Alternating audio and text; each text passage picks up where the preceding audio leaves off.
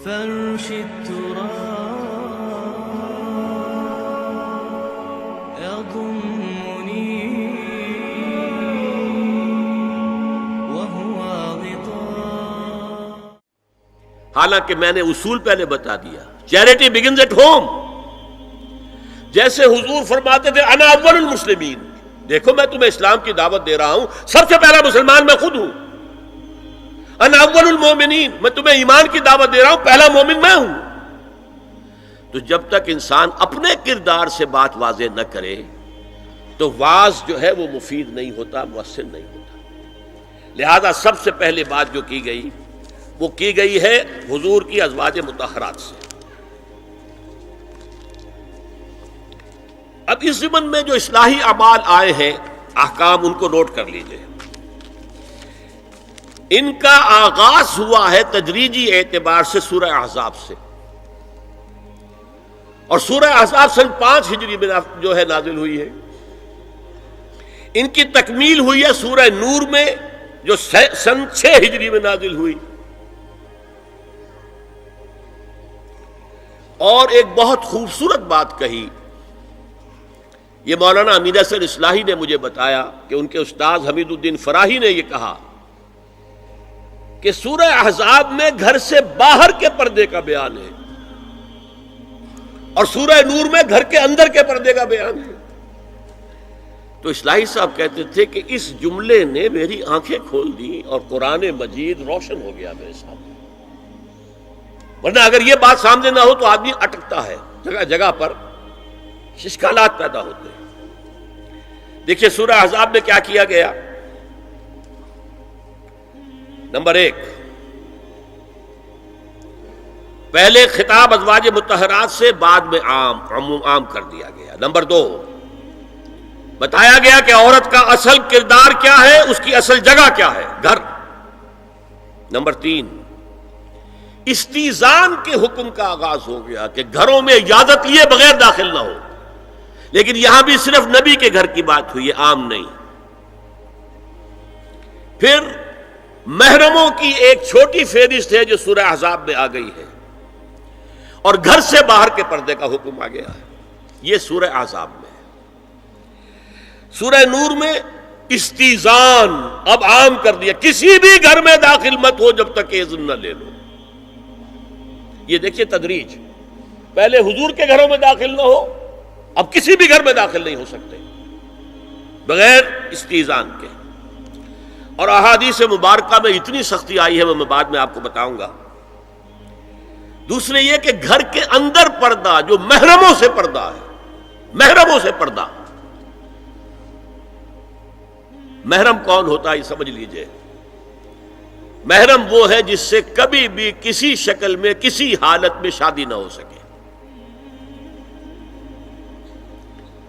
اب ایک آدمی جو ہے اس کے گھر میں فرض کیجئے کہ ایک بہن ہے، تو اس بہن کی دوسری بہن سے وہ شادی نہیں کر سکتا. اگر وہ بیوی مر گئی تو کر سکتا ہے کہ نہیں؟ اس لیے وہ محرم نہیں ہے، نامحرم ہے. سالی نامحرم ہے. آپ کا بھائی ہے، اس کی بیوی ہے، بھابھی ہے آپ کی، آپ دیور ہیں، بھابھی سے شادی تو نہیں کر سکتے. لیکن اگر بھائی کا انتقال ہو جائے تو آپ شادی کر سکتے. تو شادی ہو سکتی ہے تو وہ محرم نہیں ہوا، وہ نامحرم ہے. محرم صرف وہی ہے جس سے کبھی کسی حال میں شادی کا امکان نہ ہو. اس کی ابتدائی فہرست جو ہے سورہ احزاب میں ہے، تفصیلی فہرست جو ہے وہ سورہ نور میں ہے. اب دیکھیے گھر کے اندر بیٹھنے سے متعلق کیا بات کہی گئی. بزار اور ترمذی میں حضرت عبداللہ ابن مسعود سے نبی ایک کا یہ ارشاد نقل ہوا ہے، ان المرأۃ عورۃ، عورت چھپا کر رکھنے کی چیز ہے. ہمارے ایک نوجوان ساتھی نے ایک دفعہ مضمون لکھا تھا بڑا پیارا. انہوں نے کہا کہ قرآن مجید میں جو اشارات ہیں، حور مقصورات فی الخیام، وہ حوریں جو ہوں گی وہ خیموں کے اندر ہوں گی، وہیں رہیں گی. قصر کہتے روک دینے کو.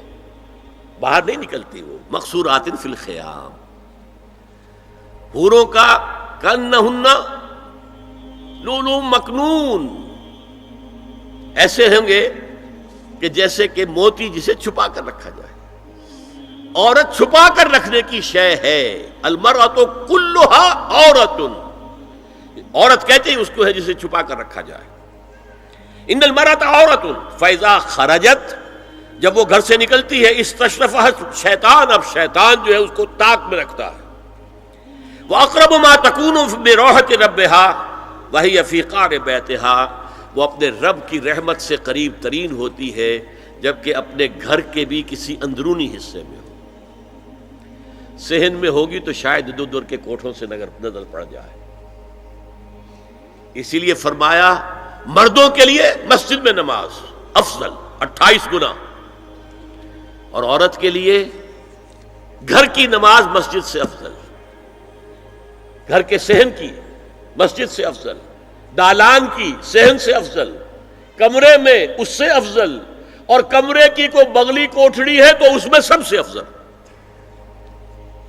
یہ احادیث نبی اکرم صلی اللہ علیہ وسلم. مزاج ہے نا، اس سے بن رہا ہے، ایک معاشرت وجود میں آ رہی ہے. یہ ساری چیزیں کیوں آ رہی ہیں؟ اور سنیے، عبداللہ ابن احمد ابن حنبل نے زوائد الزہد میں اور ابن ابی شیبہ نے، ابن سعد نے اپنی کتابوں میں مسروق کی روایت نقل کی ہے کہ حضرت عائشہ جب تلاوت قرآن کرتے ہوئے اس آیت پر پہنچتی تھی وقرن فی بیوتکن، تو بے اختیار رو پڑتی تھی. قرآن کہتا ہے اپنے گھروں میں رہو.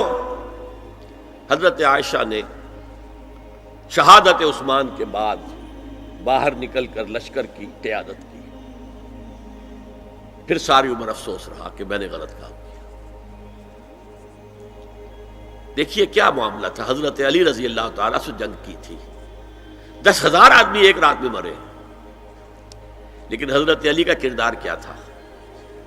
یہ نہیں کہ اب عائشہ شکست ہو گئی ہے تو لوڈی بنا لو. انا للہ و انا الیہ راجعون.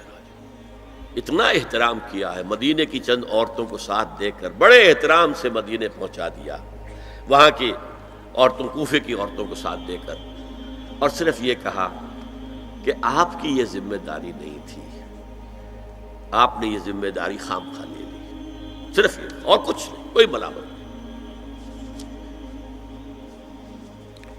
حافظ ابو بکر بزار حضرت انس سے روایت کرتے ہیں کہ عورتوں نے حضور سے عرض کیا کہ ساری فضیلت تو مرد لوٹ کے لے گئے، وہ جہاد کرتے ہیں، خدا کی راہ میں بڑے بڑے کام کرتے ہیں، ہم کیا عمل کریں کہ ہمیں بھی مجاہدین کے برابر اجر مل سکے؟ جواب میں آپ نے فرمایا من قعدت منکن فی بیتہا فإنہا تدرک عمل المجاہدین، تم میں سے جو شخص اپنے گھر میں بیٹھی رہے گی وہ مجاہدین کا اجر حاصل کر لے گی.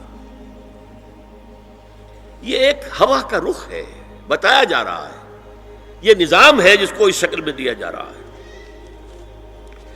اب میں چاہتا ہوں سورہ احزاب کی جو آیات ہیں ان کے حوالے سے کچھ باتیں جو حکمت دین کی ہیں اور بہت اہم ہیں وہ آپ کے سامنے آ جائیں. دیکھیے میں نے سب سے پہلے آیت پڑھی تھی لَقَدْ كَانَ لَكُمْ فِي رَسُولِ اللَّهِ أُسْوَةٌ حَسَنَةٌ. اے مسلمانوں، تمہارے لیے اللہ کے رسول کی زندگی میں ایک بہترین نمونہ ہے، اسوہ حسنہ ہے. ایک بات اس میں غور طلب ہے، مردوں کے لیے تو اسوہ کامل ہے. مرد اگر سپہ سالار ہے تو اسوہ موجود ہے حضور کا،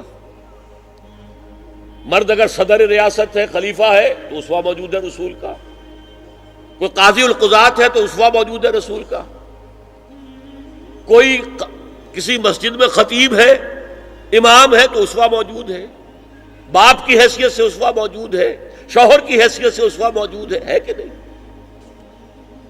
مردوں کی کوئی حیثیت ایسی نہیں جس کے لیے اسوہ حضور کی زندگی میں نہ ہو. لیکن ایک خلا ہے، عورت کی نسوانی زندگی کے لیے تو حضور کی زندگی میں کوئی اسوہ نہیں ہو سکتا. حضور مرد ہے. یہ ہے فلسفہ، یہ ہے حکمت دین کہ جس صورت میں یہ آیت آئی لَقَدْ كَانَ لَكُمْ فِي رَسُولِ اللَّهِ أُسْوَةٌ حَسَنَةٌ لِمَنْ كَانَ يَرْجُو اللَّهَ وَالْيَوْمَ الْآخِرَ وَذَكَرَ اللَّهَ كَثِيرًا، اے لوگو، اے مسلمانوں، تمہارے لیے اللہ کے رسول کی زندگی میں ایک اسوہ کامل ہے، عمدہ اسوہ ہے ہر اس شخص کے لیے جو اللہ کا امیدوار ہے اور یوم آخر کو بھی مانتا ہے اور اللہ کا ذکر کرتا ہے کثرت سے۔ اب اس خلا کو پر کیسے کیا جائے؟ حضور کی ازواج کو بنایا گیا اسوہ خواتین کے لیے، اور یہی ایک بہت سی اور بھی حکمتیں ہوں گی۔ ایک حکمت یہی تعدد ازدواج میں ہے، اور حضرت عائشہ کی اتنی کم عمر میں شادی کرنے میں ہے کہ دیر تک وہ امت کو پڑھاتی رہی، شوہر اور بیوی کے درمیان خالص پرائیویٹ معاملات کے اندر بھی ہدایت دیتی رہی۔ آخر وہ بھی انسان کی ضرورت ہے کہ نہیں؟ آپ کو معلوم ہے ایک مرتبہ بعض صحابہ نے آ کر کہا، حضور یہ یہودی جو ہیں ہم پر طنز کرتے ہیں کہ تمہارے نبی تمہیں بڑی چھوٹی چھوٹی باتوں کا حکم دیتے ہیں۔ آپ نے فرمایا کہ ہاں، ہمارے نبی نے تو ہمیں استنجا کرنا بھی سکھایا، بجائے کسی کمپلیکس کے انفیریورٹی کے سپیریورٹی کی بات کرو۔ استنجا ضروری شے نہیں ہے، گندگی سے نجات پانا ضروری شے نہیں ہے، طہارت ضروری شے نہیں ہے، ہمارے نبی نے تو استنجا کرنا بھی سکھایا۔ تو تعلق زن و شو کون بتائے گا؟ حضور بتائیں گے کسی کو؟ ازواج کو ضرورت ہوتی ہے، بڑا مسئلہ ہے، روزے میں کہاں تک جا سکتا ہے انسان؟ آخر کون بتائے گا؟ ازواج مطہرات نے بتایا۔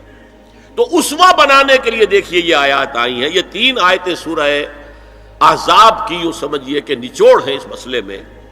یا نساء النبی لستن کاحد من النساء، اے نبی کی بیویوں تم عام عورتوں کے مانند نہیں ہو۔ تو کیا وہ عورتیں نہیں تھیں؟ عورتیں تو تھیں۔ کیا ان کے احساسات عورتوں والے نہیں تھے؟ وہ تو تھے۔ کیا بات ہے؟ تم نبی کی بیویاں ہو، تمہیں اسوہ بننا ہے۔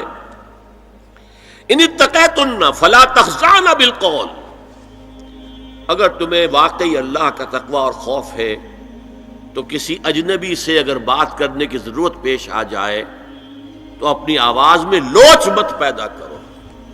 فیطمع الذی فی قلبہ مرض، کہ جس شخص کے دل میں کوئی روگ ہے، گندگی ہے، وہ کوئی آس لگا بیٹھے کہ یہ جو مجھ سے گفتگو کر رہی ہیں، جس انداز میں کر رہی ہیں، جس لگاوٹ کے ساتھ کر رہی ہیں، تو کوئی نہ کوئی موقع ہے میرے لیے۔ انا للہ و انا الیہ راجعون، کرخت آواز میں بات کرو۔ وقلن قولا معروفا، اور معروف بات کہو، صرف اس سے آگے بڑھنے کی کوئی ضرورت نہیں۔ وقرن فی بیوتکن ولا تبرجن تبرج الجاہلیۃ الاولی، اور قرار پکڑو اپنے گھروں میں، وقار کے ساتھ رہو اپنے گھروں میں، تمہاری اصل جگہ گھر ہے، باہر نکلنا تمہارا کام نہیں ہے۔ ہاں ضرورت ہو سکتی ہے، اس کا بعد میں ذکر آ جائے گا، لیکن فلسفہ کیا ہے؟ عورت کی اصل جگہ اس کا گھر ہے۔ جو ڈیوٹیز کی تقسیم کر دی گئی ہے اللہ کی طرف سے، اس میں عورت کا اصل مقام اس کا گھر ہے۔ میں حدیث سنا چکا ہوں کہ جب گھر سے عورت نکلتی ہے تو شیطان تاکتا ہے اس کو، اور پھر ظاہر بات ہے کہ اس سے جو فتنے پیدا ہوتے ہیں وہ سب شیطان کے ذریعے سے ہوتے ہیں۔ وَلَا تَبَرَّجْنَ تَبَرُّجَ الْجَاهِلِيَّةِ الْأُولَىٰ، اور جو جاہلیت تھی، اسلام کے آنے سے پہلے کا جو دور تھا، اس میں جس طرح تم بند سمر کر اور لوگوں کی نگاہوں میں آنے کے لیے نکلتی تھی، اب وہ طریقہ اختیار نہ کرو۔ دیکھیے یہ بھی ایک بڑا نفسیاتی نکتہ ہے۔ مرد کے اندر قوت ہے، وہ اپنی قوت کا ظہور چاہتا ہے، کبھی جی چاہتا ہے دیوار کو کندھا دے مارے، راستہ چلتے کسی کو لگا کندھا، قوت ظہور چاہتا ہے۔ عورت کے پاس سب سے بڑا سرمایہ اس کا نسوانی حسن ہے، جسمانی طاقت تو نہیں ہے نا، اس کے اندر ایک ارج ہے کہ اپنے آپ کو ظاہر کرے۔ اس کا نام تبرج، بروج کہتے تھے ان برجیوں کو کہ جو فصیلوں کے اوپر ہوتی تھی، اور ظاہر بات ہے دور سے مسافر آ رہا تو پہلے تو برجی نظر آتی تھی نا، تو نگاہوں میں آنا، نگاہوں میں کھپنا، یہ تبرج ہے۔ تو تم جس طرح پہلے بناؤ سنگھار کر کے نکلا کرتی تھی، اور تبرج الجاہلیہ اب وہ چھوڑ دو۔ وَأَقِمْنَ الصَّلَاةَ وَآتِينَ الزَّكَاةَ، اور نماز قائم رکھو، زکوٰۃ ادا کرو، وَأَطِیعْنَا اللَّهَ وَرَسُولَهُ، اور اللہ اور اس کے رسول کی اطاعت پر کاربند رہو۔ اب آئے الفاظ جو اہم ترین ہیں، انما یرید اللہ لیذھب عنکم الرجس اہل البیت ویطہرکم تطہیرا۔ اے نبی کے گھر والیو، اللہ یہ چاہتا ہے کہ تم سے ہر طرح کی برائی، ہر طرح کی ناپاکی کو دور کر دے اور تمہیں پاک کر دے۔ پاک کرنا کر، خوب خوب خوب خوب، تطہیرا، یطہرکم تطہیرا۔ کیوں؟ تمہیں نمونہ بننا ہے، تمہیں اسوہ بننا ہے۔ یہ الفاظ اصل میں آئے ہیں قرآن مجید میں ازواج مطہرات کے بارے میں۔ سارا جملہ چل رہا ہے یا نساء نبی سے۔ ہمارے کچھ دوستوں نے اس کو کہا ہے کہ اہل بیت سے مراد حضرت علی، حضرت فاطمہ، حضرات حسنین ہیں۔ وہ بھی حضور نے فرمایا، میں نے ایک ٹی وی مذاکرے کے اندر بھی جب کچھ حضرات یہ کہہ رہے تھے کہ اہل بیت تو اصل میں وہ ہیں، میں نے کہا نہیں، اصل میں بیویاں ہیں لیکن وہ بھی اہل بیت ہیں۔ حضور نے ایک چادر میں جب سمیٹا سب کو، تو یہ بھی اللہم ہؤلاء اہل بیت، یہ بھی میرے اہل بیت ہیں۔ سلمان منا اہل البیت، سلمان بھی ہمارے اہل بیت میں سے، جو جتنا قریب ہوا۔ لیکن قرآن میں یہ لفظ آتا ہے صرف بیویوں کے لیے، ازواج کے لیے۔ حضرت ابراہیم کے پاس جب فرشتے آئے تھے حضرت اسحاق کی ولادت کی خبر دینے کے لیے، تو جب حضرت سارہ نے سنا تو وہ آئیں اپنے دوہتر مارتی ہوئی اپنے پیشانی پر، آلد وانا عجوز وہذا بالی شیخا، کیا میں جنوں گی اب جبکہ میں بوڑھی پھونس ہو گئی ہوں اور میرا یہ شوہر جو ہے یہ بھی بڈھا پھونس ہے۔ 100 برس کی عمر تھی حضرت ابراہیم علیہ السلام کی، اور کتنی ہوگی اس کے آس پاس ہی ہوگی، 90-95 حضرت سارہ ہوگی۔ اس کو فرشتوں نے کہا تھا کہ کیا آپ اللہ کی رحمت سے مایوس ہو گئی؟ السلام علیکم وبرکاتہ اہل البیت، اے نبی کے گھر والی، اے نبی کے گھر والو، تم پر اللہ کی سلامتی ہو، رحمت ہو۔ تو اہل بیت کا لفظ قرآن میں 2 جگہ آیا ہے، یا حضرت سارہ کے لیے حضرت ابراہیم کی زوجہ، اور یا نساء النبی، تمہیں تو پاک کرنا ہے، پوری طرح پاک کرنا ہے، پوری طرح پاک کرنا ہے تاکہ تم اسوہ بن جاؤ۔ جو خلا ہے اسوہ محمدی میں صلی اللہ علیہ وسلم، وہ تمہارے ذریعے پورا کرنا ہے۔ اس لیے پہلا خطاب جو ہے، اب یہ دونوں باتوں سے ہو گیا، ایک تو چیریٹی بگنز ایٹ ہوم، جو بھی اصلاح کا عمل ہو گھر سے ہونا چاہیے، اور نمبر 2 یہ کہ ازواج مطہرات کو امت کی تمام خواتین کے لیے ہمیشہ کے لیے اسوہ بنانا ہے۔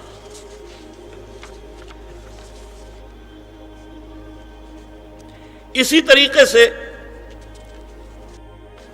استیزان کا معاملہ بھی آیا ہے، لیکن وہ بھی صرف نبی کے گھروں تک آ رہا ہے۔ یا ایھا الذین آمنوا لا تدخلوا بیوت النبی حتی یؤذن لکم، اہل ایمان نبی کے گھروں میں داخل نہ ہوا کرو جب تک کہ اذن نہ دیا جائے۔ یہ پرائیویسی، گھر کی پرائیویسی، اس پر میں تفصیل سے بعد میں بات کروں گا، چونکہ تفصیل اس کی آئی ہے سورہ نور میں۔ میں نے عرض کیا نا، ان احکام کا آغاز ہوا، جیسے شراب کی حرمت، آغاز سورہ بقرہ، پھر سورہ نساء، پھر سورہ مائدہ۔ اسی طرح اس کا اختتام جو ہوا ہے وہ سورہ نور میں ہے۔ تو مت داخل ہوا کرو، اور اس کے بعد فرمایا وَإِذَا سَأَلْتُمُوهُنَّ مَتَاعًا فَاسْأَلُوهُنَّ مِنْ وَرَاءِ حِجَابٍ، اور دیکھو اگر نبی کی بیویوں سے کوئی چیز مانگنی ہو تو پردے کی اوٹ سے مانگو۔ یہ حجاب کا لفظ آیا ہے، جس کو کہا جاتا ہے کہ حجاب کا تو حکم قرآن میں ہے ہی نہیں۔ پہلے وہاں کے گھر کھلے ہوتے تھے، دروازوں پر کوئی پردہ وردہ نہیں ہوتا تھا، اور گھر کوئی کنالوں کے اور ایکڑوں کے تو نہیں ہوتے تھے، چھوٹے چھوٹے گھر۔ لیکن یہاں پر فرما دیا گیا پردے، اس کے بعد سے جب سے یہ آیت اتری گھروں کے اوپر پردے ڈال دیے گئے۔ اب ظاہر بات ہے کہ اس میں چہرے کا پردہ ہی ہوا نا، چہرے کا پردہ ہے حجاب، اسی کو حضرت عائشہ نے آیت الحجاب قرار دیا ہے۔ اور پھر دیکھیے جو ریئلزم ہے، ریئلزم میں نے کہا تھا نا کہ اللہ نے بھی فرمایا کہ سب سے زیادہ محبت انسان میں عورت کی ہے، حب زین للناس حب الشہوات من النساء، اور پھر اس کے بعد لمبی فہرست۔ حضور نے فرمایا حبب الی النساء والطیب، یہاں بھی فرمایا گیا ذالکم اطہر لقلوبکم وقلوبہن، یہ زیادہ پاکیزہ بات ہوگی تمہارے دلوں کے لیے بھی اور ان کے دلوں کے لیے بھی۔ اگر نبی کی بیوی بے حجاب تمہارے سامنے آ جائے گی تو وہ نبی کی بیوی ہے اور ازواج مطہرات ہونے کی حیثیت سے تمہاری ماں بھی ہے، لیکن ایک عورت بھی تو ہے، اور تم چاہے صحابی ہو کچھ بھی ہو، تم مرد بھی تو ہو۔ یہ مرد اور عورت کے درمیان جو کشش ہے یہاں بھی اس کا ساس۔ نبی کی بیویوں کو بھی یہ نہیں کہا کہ اس سے ماوراء ہے، معصوم تو کوئی نہیں نبی کے علاوہ، وہ تو اللہ کہہ رہا ہے ہم تمہیں پاک کر دینا چاہتے ہیں، پوری طرح پاک کر دینا چاہتے ہیں تاکہ تم تمام خواتین امت کے لیے اسوہ بن جاؤ۔ فرمایا یہ جو پردے کی اوٹ سے کوئی شے لینا دینا ہے، اس سے یہ تمہارے دلوں کے لیے بھی زیادہ پاکیزہ بات ہے اور ان کے دلوں کے لیے بھی۔ یہ ہے اللہ تعالی کا حکم سورہ احزاب کے اندر۔ اس کے بعد اسی سورہ احزاب میں اس سے جو مستثنا ہے، گھروں میں اذن لیے بغیر بھی داخل ہو سکے، جن کے سامنے ازواج مطہرات اپنے کھلے چہرے کے ساتھ آ سکتی تھی، ان کی ایک فہرست دی گئی۔ یہ مختصر فہرست ہے۔ لا جناح علیہن فی آبائہن ولا ابنائہن ولا اخوانہن ولا ابناء اخوانہن ولا ابناء اخواتہن ولا نسائہن ولا ما ملکت ایمانہن واتقین اللہ ان اللہ کان علی کل شیء شہیدا۔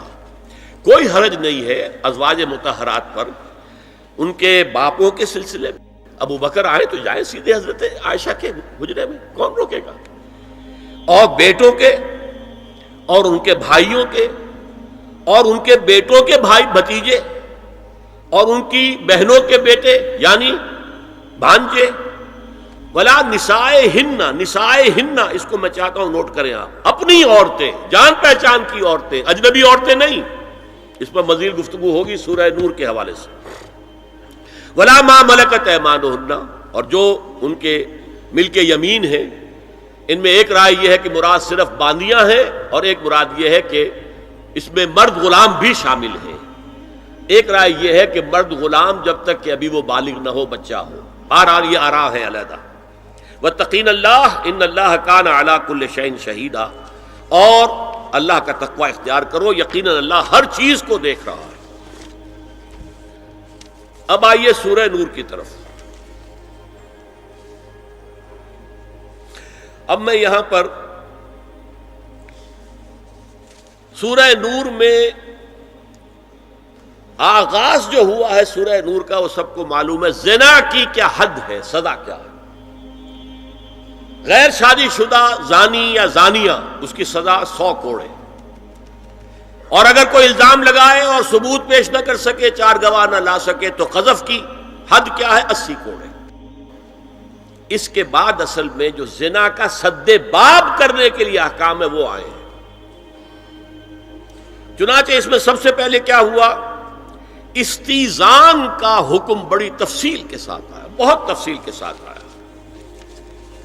یا ایھا الذین آمنوا لا تدخلوا بیوتا غیر بیوتکم حتی تستأنسوا وتسلموا علی اہلها ذالکم خیر لکم لعلکم تذکرون۔ اہل ایمان ہرگز مت داخل ہو اپنے گھروں کے علاوہ کسی اور گھر میں جب تک کہ تم ان کے ساتھ مانوس نہ ہو جاؤ، اذن نہ لے لو، ان پر سلام نہ کرو، یہی تمہارے لیے خیر بہتر ہے۔ اس کے بعد تفصیل آئی ہے، اس میں میں اس وقت نہیں جا رہا ہوں۔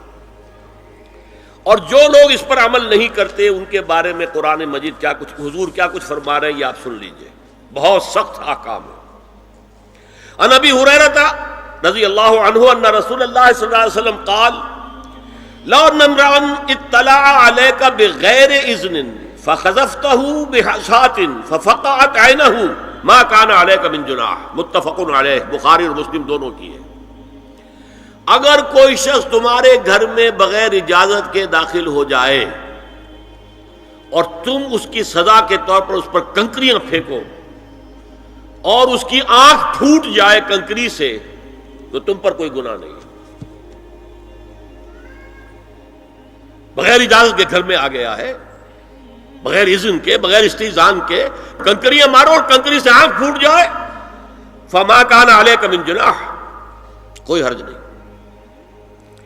اسی طرح آیا ہے من اطلع دار قوم بغیر اذنہم ففقعوا عینہ فقد حضرت عینہ، یہ ابو داؤد کی روایت ہے۔ جو شخص بغیر اذن لیے کسی کے گھر میں داخل ہوا ہے اور اگر اس نے اس کی آنکھ پھوڑ دی تو اس کے اوپر کوئی ہرجانہ نہیں ہے، کوئی اس کی دیت نہیں، کوئی ہرجانہ نہیں۔ اجازت لینے کے ضمن میں کیا ہے؟ حضور نے طریقہ بتایا، 3 مرتبہ پکارنے کی حد مقرر کر دی، فرمایا اگر تیسری مرتبہ پکارنے پر بھی جواب نہ آئے تو واپس ہو جاؤ۔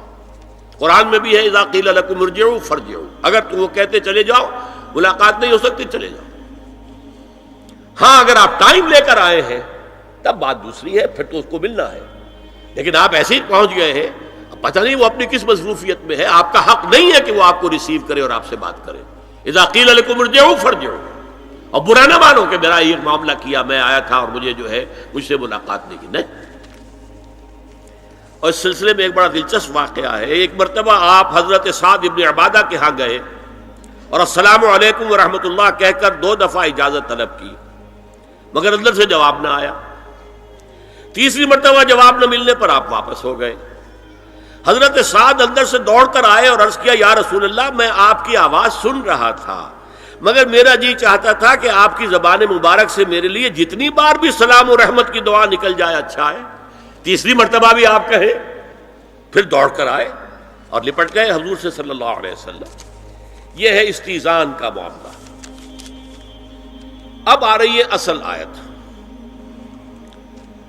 قل للمؤمنین یغضوا من ابصارہم ویحفظوا فروجہم ذالک ازکی لہم ان اللہ خبیر ما یصنعون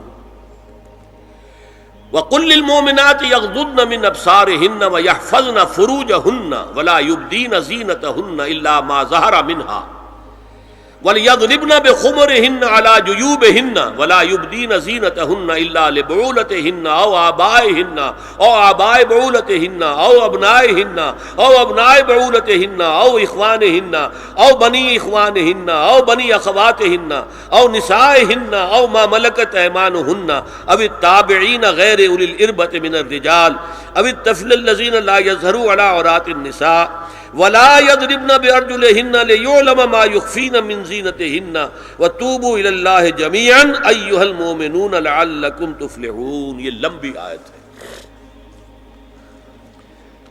اہل ایمان، اے نبی کہہ دیجئے اہل ایمان مردوں سے اپنی نگاہیں نیچی رکھا کریں اور اپنی شرمگاہوں کی حفاظت کریں، یہی ان کے لیے زیادہ پاکیزہ عمل ہے۔ ان اللہ خبیر بما یصنعون، اور جو کچھ وہ کر رہے ہیں اللہ اس سے واقف ہے۔ وَقُلْ لِلْمُؤْمِنَاتِ یغضضن مِنْ أَبْصَارِهِنَّ، اور مومن عورتوں سے بھی کہہ دیجئے کہ وہ اپنی نگاہیں جو ہیں نیچی رکھا کریں، وَيَحْفَظْنَ فُرُوجَهُنَّ، اپنی شرمگاہوں کی حفاظت کریں، وَلَا يُبْدِينَ زِينَتَهُنَّ إِلَّا مَا ظَهَرَ مِنْهَا، اور اپنی زینت کو ظاہر نہ کیا کریں سوائے اس کے کہ جو بالکل ظاہر ہو جائے، از خود ظاہر ہو۔ دیکھیے سب سے پہلے میں آپ کو بتا چکا ہوں کہ یہ گھر کے اندر کا پردہ ہے۔ نگاہیں نیچی رکھنا گھر کے مرد بھی اور گھر کی عورتیں بھی۔ یہ کیوں کہا گیا؟ آج آپ کے علم میں نہیں ہوگا انسیسٹ کس قدر تیزی سے پھیل رہا ہے مغرب کے اندر۔ انسیسٹ کہتے ہیں باپ کا اپنی بیٹی سے ملوث ہو جانا، ماں کا اپنے بیٹے سے ملوث ہو جانا، بہن بھائیوں کا آپس میں زناکاری کرنا، یہ انسیسٹ کہلاتا ہے۔ اس وقت امریکہ میں سب سے زیادہ جو پریکٹس ہے وہ سائیکیٹرسٹ کی ہے، بڑی فیسیں ہیں، بڑی دوائیں ہیں، جو فارماسیوٹیکل انڈسٹری ہے اس میں بھی سب سے زیادہ فلرشنگ وہ دوائیں ہیں کہ جو ذہنی امراض کی ہیں۔ اور مجھ سے وہاں کئی سائیکیٹرسٹ نے کہا ذہنی امراض کا سب سے بڑا سبب انسیسٹ ہے۔ بیٹی سے زنا کیا ہے باپ نے، بیٹی کے دل پر جو داغ لگ گیا ہے اس کا دماغی توازن ٹھیک نہیں رہتا۔ بہن سے زنا کیا بھائی نے، اور یہ نہ سمجھیے کہ آپ کے ہاں نہیں ہو رہا، یہ وبا آ چکی ہے۔ کہیں آپ نے اخبار میں پڑھا ہوگا بیٹی نے جا کر تھانے میں خبر دی کہ باپ نے میرے ساتھ یہ حرکت کی. یہ ساری چیزیں آج ہو رہی ہیں ہمارے یہاں. اس لیے کہ جب زنا کے جو دواعی ہیں، داعیات ہیں، جو زنا کی ترغیب ہے وہ پھیلی ہوئی ہوگی، عام ہوگی، تو راستے نکالے گا. گھروں میں مرد بھی اپنی نگاہیں نیچی رکھیں. کیا مطلب؟ باپ بھی اپنی بیٹی کو گھور کر نہ دیکھے. بیٹی بیٹی ہے، لڑکی ہے. جوان بھائی بھی اپنی جوان بہن کو گھور کر نہ دیکھا. نگاہیں نیچی رکھو. یہ نگاہیں نیچی رکھنا بازار میں چلتے ہوئے نہیں ہے. وہ تو سوسائڈ ہو جائے گی، موت آ جائے گی. کوئی گاڑی آپ کو روک دے گی. یہ گھر کے اندر ہے. اور اس لیے ہے کہ بہرحال باپ مرد ہے، بیٹی عورت ہے. میں نے آپ کو فرائیڈ کی بات بتا دی ہے. وہ تو کہتا ہی ہے کہ باپ اگر محبت بھری نگاہ بیٹی پر ڈال رہا ہے، اس میں سیکس ہے، سیکس کا جذبہ ہے. اگر ماں بیٹے پر محبت بھری نگاہ ڈال رہی ہے تو سیکس ہے. ایڈیپس کمپلیکس مشہور ہے اس کا. لیکن اپنی جگہ یہ ہے کہ باپ مرد ہے، بیٹی عورت ہے. بھائی مرد ہے، بہن عورت ہے. لہذا گھروں کے اندر بھی اپنی نگاہوں کو نیچا رکھو. میں آپ کو قول سنا چکا ہوں مولانا فراہی کا. اصلاحی صاحب نے کہا، جب مولانا فراہی نے مجھ سے یہ کہا کہ اصل میں سورہ احزاب میں گھر کے باہر کا پردہ ہے اور سورہ نور میں گھر کے اندر کا پردہ ہے، تو کہتے میری آنکھیں کھل گئیں اور چابی مل گئی، کلید مل گئی ان آیات کو سمجھنے کی. ان کی اصل پس منظر کو، حقیقت کو جاننے کا راستہ کھل گیا. تو یہ جو ہے غض بصر، یہ باہر کے لیے نہیں ہے، یہ گھر کے اندر کے لیے ہے. بیٹی کا آخر جوان ہو رہی ہے، اس کے سینے کے اوپر کچھ ابھار آ رہا ہے، اس کو گھور کر مت دیکھو، مت دیکھو، نگاہ نیچی کرو. قل للمؤمنین یغضوا من ابصارہم ویحفظوا فروجہم ذلک ازکی لہم ان اللہ خبیر بما یصنعون. نوٹ کر لیجئے کہ یہ کہاں ہو رہا ہے؟ گھر میں داخلے کے بعد. گھر میں داخلہ اجازت سے، اور داخلہ ہوگا صرف محرموں کا. گھر کے اندر جو ہے وہ نامحرم تو نہیں آئے گا. یہ میں آگے بیان کر رہا ہوں. وَقُلْ لِلْمُؤْمِنَاتِ يَغْضُضْنَ مِنْ أَبْصَارِهِنَّ وَيَحْفَظْنَ مِنْ فُرُوجِهِنَّ. اور کہہ دیجئے مومن عورتوں سے بھی کہ وہ بھی اپنی نگاہیں جھکا کر رکھیں اور اپنی شرمگاہوں کی حفاظت کریں. وَلَا يُبْدِينَ زِينَتَهُنَّ إِلَّا مَا ظَهَرَ مِنْهَا. اس ٹکڑے پر بڑا قیل و قال ہے جدید مفکرین اور جدید دانشوروں نے کہ وہ اپنی زینت ظاہر نہ کرے سوائے اس کے جو خود ظاہر ہو جائے. وہ کہتے ہیں اس میں چہرہ بھی شامل ہے، اور جب چہرہ شامل ہے تو اس کا مطلب چہرے کا پردہ نہیں ہے. لا حول ولا قوت الا باللہ. آپ کو بہت سے حضرات نے وہ پڑھی ہوگی بحث جو جنگ میں ہو گئی تھی. ایک صاحب وہ انسٹیٹیوٹ آف پالیسی اسٹڈیز اس کے اسکالر ہیں، ریسرچ کا، انہوں نے لکھ دیا کہ الا ما ظہر منہا میں چہرہ ظاہر ہے، شامل ہے، لہذا پردہ نہیں ہے. اور ارشاد احمد حقانی صاحب نے بھی زوردار اس کے اوپر جو ہے وہ تائید لکھ دی، اور گویا کہ کہا کہ اب تو مسئلہ ہی طے ہو گیا. جب ایک ریسرچ اسکالر کہہ رہا ہے تو یہ مولوی ملاٹے جو کہتے پڑھتے ہیں کہ یہ عورت کا جو چہرے کا پردہ ہے، یہ تو بات ختم ہو گئی. The matter is clutched. میں نے صرف ایک جواب دیا کہ اس شخص نے جو بڑا ریسرچ اسکالر تھا، پہلے یہ لکھا ہے کہ سورہ نور کی ان آیات میں سطر کے احکام آ رہے ہیں، تو پھر یہاں پردے کا چہرے کا معاملہ کیا ہو؟ سطر میں تو پردہ چہرہ شامل نہیں ہے. محرموں سے پردہ کیا ہے؟ محرموں سے، اس کا نام سطر ہے. عورت کا پورا جسم سطر ہے سوائے چہرے کی ٹکیا اور یہ ہاتھ اور یہ پاؤں، بس. کیا مطلب ہے؟ بھائی بھی نہیں دیکھ سکتا بہن کے جسم کا کوئی اور حصہ، باپ بھی نہیں دیکھ سکتا بیٹی کے جسم کا کوئی حصہ. یہ سطر ہے. سطر محرموں سے پردہ ہے. اس سے آگے صرف شوہر یا حسب ضرورت طبیب، سرجن، بس. یہ محرموں کا پردہ. گھر میں عورت رہے گی تو سطر کے ساتھ رہے گی. محرم آئیں گے، چچا اس کا محرم ہے، آئے گا. لیکن وہ بھی تو مرد ہے نا، چہرہ تو نہیں ڈھانپے گی اس لیے کہ محرم ہے، لیکن باقی جسم ستر، عورت کا پورا جسم ستر ہے سوائے چہرے کی ٹکیا، بال بھی ستر میں شامل ہے۔ سر پر وہ سکارف جو آج کل بنا ہوا ہے بہت بڑا مسئلہ، انہوں نے چہرے کو نکال دیا، صرف سکارف سمجھا ہوا پر حجاب کہتے ہیں، حالانکہ وہ حجاب پورا تو نہ ہوا، وہ صرف ایک حصہ ہے، لیکن ایک حصہ صحیح ہے، سر کے بال جو ہے وہ چھپے ہونے چاہیے، یہ سطر میں شامل ہے۔ چہرے کی ٹکیا ہے جو سطر سے باہر ہے، ہاتھ ہے پونچوں سے باہر، اور پیر ہے ٹخنوں سے نیچے، بس اللہ اللہ خیر سے۔ تو فرمایا ما ظہر منہا من زینتہن میں الا ما ظہر منہا میں کیا کیا چیزیں آ سکتی ہیں؟ دیکھیے، اگر عورت پوری کی پوری برقعے کے اندر ملبوس ہے، چہرے پر بھی نقاب ہے، آنکھوں کے آگے بھی یا جالی ہے یا کوئی چشمہ ہے، تو پھر بھی اس کے حسن کا ایک حصہ وہ ہے جو ظاہر ہے۔ اگر طویل القامت ہے، قد و قامت، یہ حسن کا حصہ ہے کہ نہیں؟ وہ کہاں چھپائے گی؟ اور غالب نے جو شعر کہا ہے، تیرے سرو قامت سے ایک قد آدم قیامت کے فتنے کو کم دیکھتے ہیں۔ سرو قد عورت، اسی طرح جسم سے ڈول ہے، اکیرا بدن ہے، یہ تو نہیں چھپے گا۔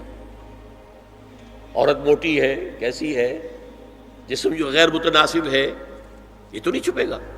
متناسب ہے اعضاء، قداور ہے، اکیرا بدن ہے، یہ ہے وہ چیزیں کہ جو حجاب کے سلسلے میں ما ظہر منہا، یہاں ہو رہا ہے کہ جو سطر کے سلسلے میں ہے ما ظہر منہا زینت کا، اور وہ چہرہ ہے۔ لیکن اب اس میں ایک اور بات، وَلْيَضْرِبْنَ بِخُمُرِهِنَّ عَلَى جُيُوبِهِنَّ، یہ بھی گھر کے اندر کی بات ہو رہی ہے، چونکہ میں پہلے بتا چکا ہوں جلباب ہوتا تھا جب گھر سے باہر نکلتی تھی عورت، تو وہ اپنی چادر لپیٹتی تھی اپنے گرد، چہرہ نہیں ڈھانپتی تھی، صرف چہرے کا حکم دیا گیا اس کے ضمن میں۔ وہ سورہ احزاب کی آیت ہے، وہ رہ گئی، میں بیان کروں گا۔ اور خمار اوڑھنی ہوتی تھی جو گھر میں اوڑھتی تھی، گھر میں ظاہر بات ہے کہ جلباب تو نہیں لیا جا سکتا، آخر گھر کا کام کاج کرنا ہے، ہلکی سی اوڑھنی تو وہ گھر میں، لیکن فرمایا وَلْيَضْرِبْنَ بِخُمُرِهِنَّ عَلَى جُيُوبِهِنَّ، اور انہیں چاہیے کہ اپنی اوڑھیوں کے بکل اوڑھنیوں کے اپنے سینوں کے اوپر، گریبانوں کے اوپر بھی مار لیا کریں، تاکہ یہ سینے کے جو ابھار ہیں ان کو ایک ایڈیشنل کور مل جائے۔ دیکھیے سطر کا تقاضے کیا ہے، گن لیجئے۔ لباس نبیذ ہونا چاہیے، باریک نہیں۔ حضور نے فرمایا اللہ کی لعنت ہو ان پر جو لباس پہن کے بھی ننگی ہوتی ہے۔ باریک اتنا لباس ہے یا چست اتنا لباس ہے، ڈھیلا ڈھالا ہونا چاہیے، نبیذ ہونا چاہیے۔ لباس کے اندر یہ دو حصے جو ہیں وہ لازم ہیں۔ اور پھر سینے پر، اب ظاہر بات ہے کرتا پہنا ہوا ہے، ڈھیلا ڈھالا ہے، پھر بھی یہ سینے کے ابھار تو ظاہر ہو جائیں گے۔ ان پر ایک اضافی اوڑھنی سر پر سے لے کر اور اپنے اس گریبان کے اوپر بکل مار لینا، تاکہ یہ جو نسوانی حسن کا دوسرا مظہر ہے، پہلا چہرہ سب سے بڑا چہرہ۔ اب جو لوگ کہتے چہرے کا پردہ نہیں ہے، تو خدا کے بندو پھر پردے کی ضرورت کیا ہے؟ نسوانی حسن اگر اس میں اٹریکشن ہے، وہ کہاں ہوتا ہے سب سے بڑھ کر؟ مظہر اول کون سا ہے نسوانی حسن کا؟ چہرہ ہی تو ہے۔ اب میں ذرا شرم کے ساتھ کہہ رہا ہوں، لیکن یہ اپنی شاعری کے کچھ الفاظ آپ کو سنا رہا ہوں۔ یہ لب لعلین کہاں ہوتے ہیں؟ چہرے پر ہوتے ہیں یا کہیں اور ہوتے ہیں؟ یہ عارض گلگوں یہ کہاں ہوتے ہیں؟ چہرے پر ہوتے ہیں یا کمر میں لگے ہوتے ہیں؟ یہ چاہے زقن، تھوڑی میں اگر کچھ کھڈا پڑا ہوا ہو، چاہے زقن، یہ تعریفیں جو شاعری میں ہوتی ہیں یہ کہاں ہوتا ہے؟ یہ مژگاں کے تیر یہ کہاں ہوتے ہیں؟ یہ نرگسی آنکھیں یہ کہاں ہوتی ہیں؟ اور ستواں ناک یہ کہاں ہوتی ہے؟ چہرہ ہی تو ہے، سب سے بڑی اٹریکشن تو چہرہ، اسی کو نہ چھپایا تو پھر اور کیا چھپایا؟ ہاں دوسری چیز، چھاتی کے ابھار بہت اٹریکٹیو ہوتے ہیں انسان کے لیے. اس کے لیے یہ ہے کہ وَلْيَضْرِبْنَ بِخُمُرِهِنَّ عَلَى جُيُوبِهِنَّ، کرتا بھی دبیز کپڑے کا ہو، کرتا جو ہے ڈھیلا ڈھالا بھی ہو، شلوار اور دبیز تر کپڑے کی ہو، ڈھیلی ڈھالی ہو، اور اوڑھنی کا بکل جو ہے اپنے سینے پر مار لیا جائے. اب اس کے بعد فرمایا وَلَا يُبْدِينَ زِينَتَهُنَّ إِلَّا لِبُعُولَتِهِنَّ. اب یہاں یہ زینت کا لفظ آ رہا ہے چہرے کے لیے، اور چہرے ہی میں کچھ سنگھار بھی ہوتا ہے. کچھ سرما لگایا ہوا ہے، فرض کیجئے کسی اور طرح کا کوئی زیور پہنا ہوا ہے، گلے میں پڑا ہے، کانوں میں بندے ہیں وغیرہ وغیرہ. یہ زینت چہرہ اور اس کے ساتھ کوئی بناؤ سنگھار کا معاملہ، جس کی کہ حضور صلی اللہ علیہ وسلم نے تلقین کی ہے. عورت کو گھر میں بن سور کر رہنا چاہیے، شوہر کے لیے ایٹریکٹیو رہنا چاہیے. خاص طور پر شوہر جب آنے والا ہے شام کو دفتر سے، اس وقت عورت جو ہے بن سور کر رہے ہیں. اس لیے کہ اصل مقصد کیا ہے، جتنی بھی انسان میں سیکشول انرجی ہے وہ مرکوز رہے شوہر اور بیوی کے درمیان. یہ فلسفہ ہے.